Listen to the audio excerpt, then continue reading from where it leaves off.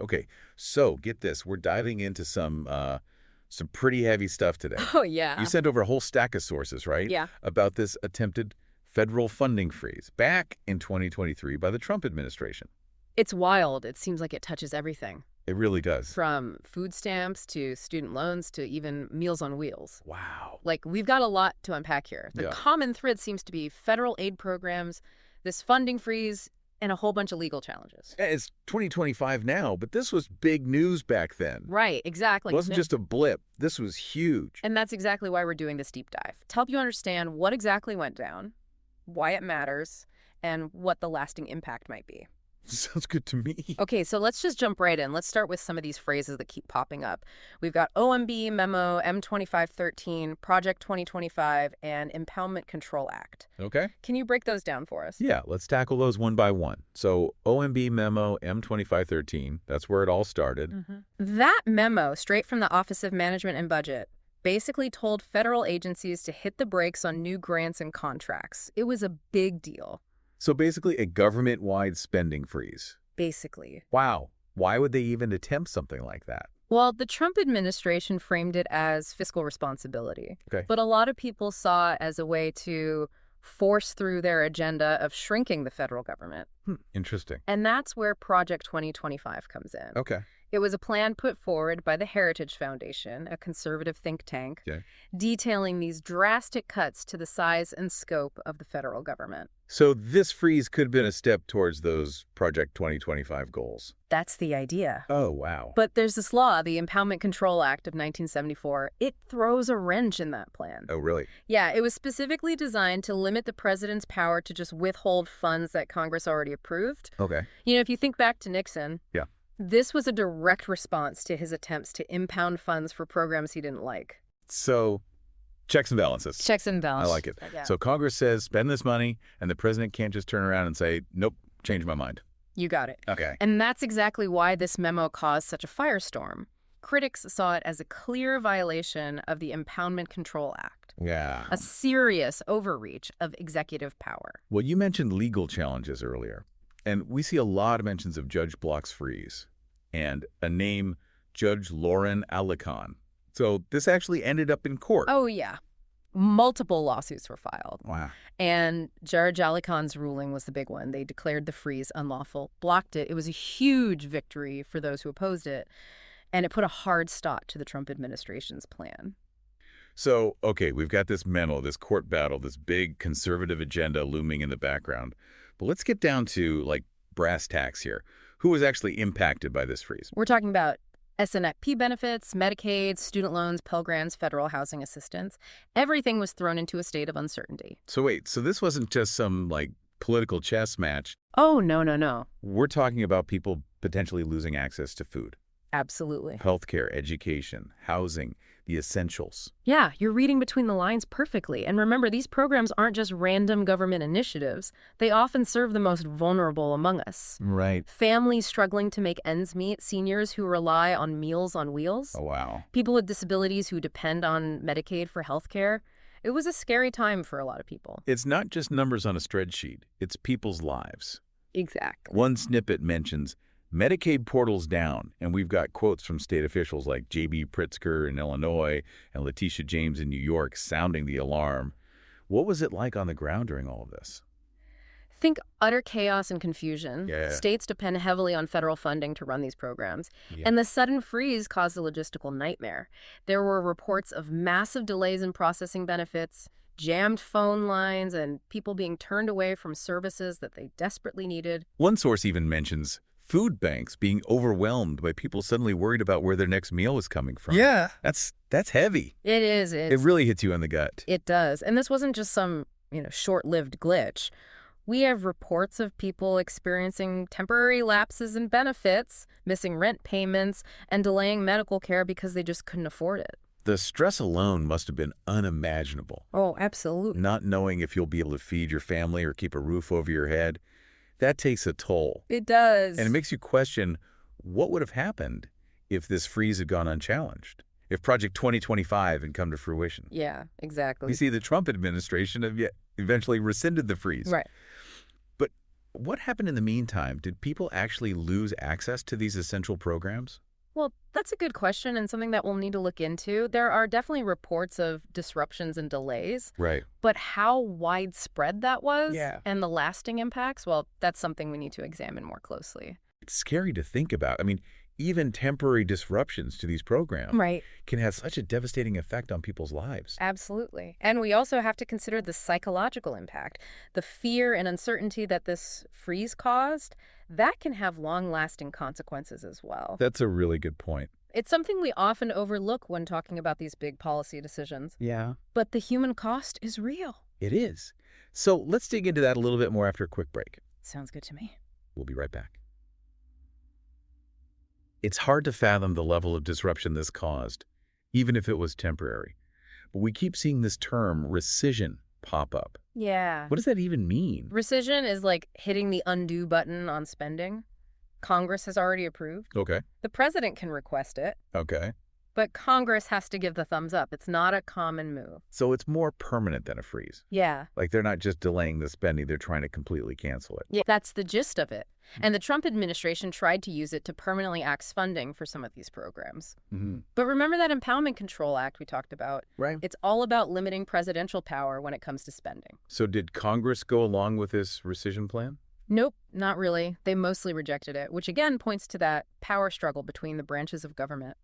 So you mentioned earlier that this wasn't just about budgets, it was a power play. And this Project 2025 seems to be at the heart of it. Can you paint a clearer picture of what they were actually proposing?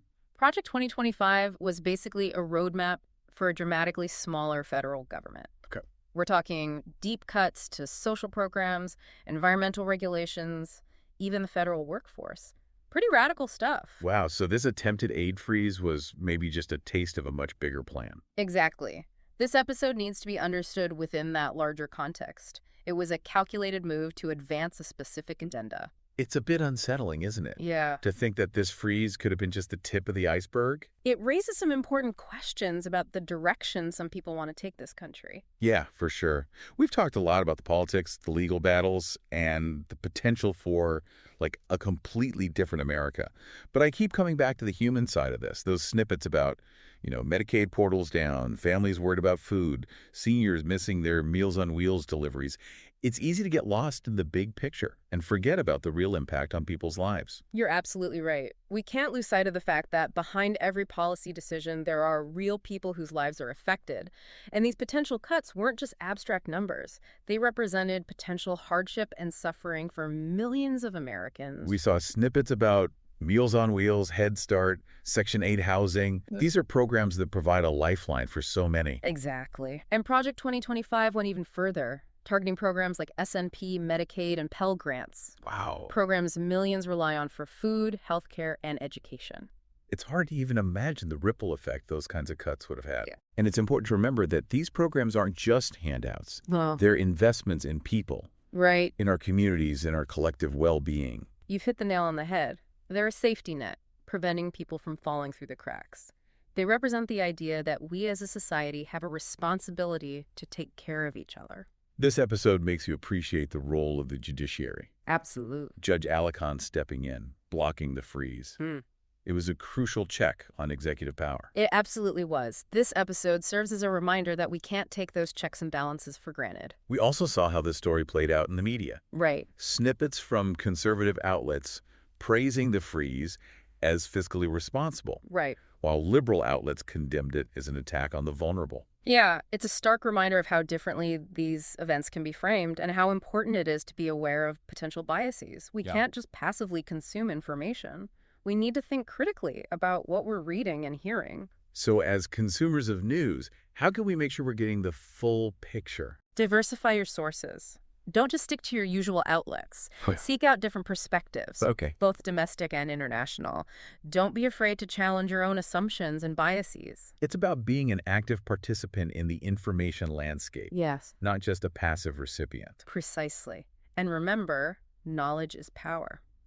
I like that. The more informed we are, the better equipped we are to make our voices heard and advocate for the kind of society we want to live in. Well, this deep dive has certainly taken us down a winding path. It has. From a seemingly simple funding freeze to this grand clash of ideologies, legal battles, and a potential alternate future. It's been quite a journey, and we've only just scratched the surface. Wow. There's still so much more to explore. The long-term implications of this attempted freeze, the debate over the role of government, and how all of this impacts us as individuals and as a nation. And that's exactly what we'll be digging into in part 3. I'm ready when you are. Okay, so we're back, and I think it's time to try to, wrap our heads around everything we've learned about this attempted federal aid freeze back in 23. We've really gone deep here. From deciphering, obscure OMB memos to, dissecting court battles and even, imagining a potential alternate America shaped by Project 2025. So where do we land after all of this? Well, I think it's safe to say this was about way more than just dollars and cents. Oh, yeah. It was really a battle over the very soul of America, a clash between two very different visions of, what the role of government should be in our lives. We saw the Trump administration, right, driven by this conservative ideology, trying to, completely sidestep Congress and just freeze funding for these essential programs that millions of Americans depend on. And they didn't just want a temporary freeze, you know? Right. Yeah. They were pushing for permanent cuts through that rescission process, which, as we've discussed, is not a common move at all. It was pretty bold, wasn't it? It was, and thankfully the courts stepped in. Judge Alicon's ruling was a powerful reminder that even the president, is not above the law. It is a relief. It is. That those checks and balances worked the way they were supposed to. Absolutely. And it, reaffirms the importance of an independent judiciary. Think about it. A single memo, right, from a government office triggered this whole chain of events that could have really drastically reshaped the lives of millions. Wow. It really underscores the fact that politics isn't just some abstract game played in Washington. Yeah. It has very real-world consequences. It makes those snippets that we saw about people struggling to, access healthcare, food, and housing. Those weren't just anecdotes. No. Those were potential realities for a lot of people. Absolutely. And when you think about the potential impact of Project 2025, the picture gets even more concerning. The depth of the proposed cuts, the scope of their vision for a smaller government. It's a reminder that this wasn't just, an isolated incident. It was part of a much bigger strategy. And it's a reminder, I think, that we can't get complacent. We have to stay informed, stay engaged. I couldn't agree more. This whole deep dive, it raises some really fundamental questions for all of us, right? Yeah. What kind of society do we want to live in? What's the government's responsibility to its citizens? And what role do we as individuals play in shaping the future? We saw, how the story played out in the media, right? Each outlet with their own spin. Oh, yeah. It really highlights the need for, media literacy. Absolutely. We can't just accept blindly what we read or hear, right? Yeah. We have to evaluate the information critically, consider the source, seek out diverse perspectives. You got it. Being a responsible citizen nowadays means being a discerning consumer of information. Right. Actively seeking out the truth. That's a recognizing biases. Yeah. Forming your own informed opinions. So where do we go from here? Even though, this freeze was blocked, what are, the lasting implications of this whole thing? That is the million-dollar question. The freeze itself might be in the past, but the ideological battle that fueled it, that's still very much alive. Yeah. This tension between different visions for the role of government, the debate over the size and scope of social safety nets. These are ongoing conversations that we all need to be a part of. It feels like we're at a crossroads.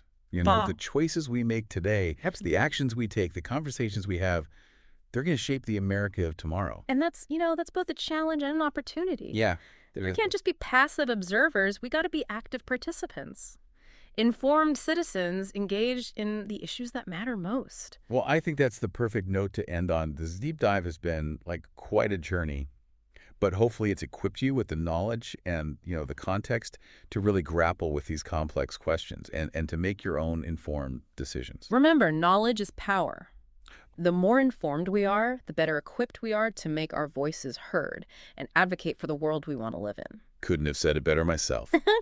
Thank you so much for joining us on this deep dive. We hope you found it insightful, thought-provoking, and, most importantly, we hope it inspires you to stay curious, stay engaged, and never stop questioning. Today is your lucky day.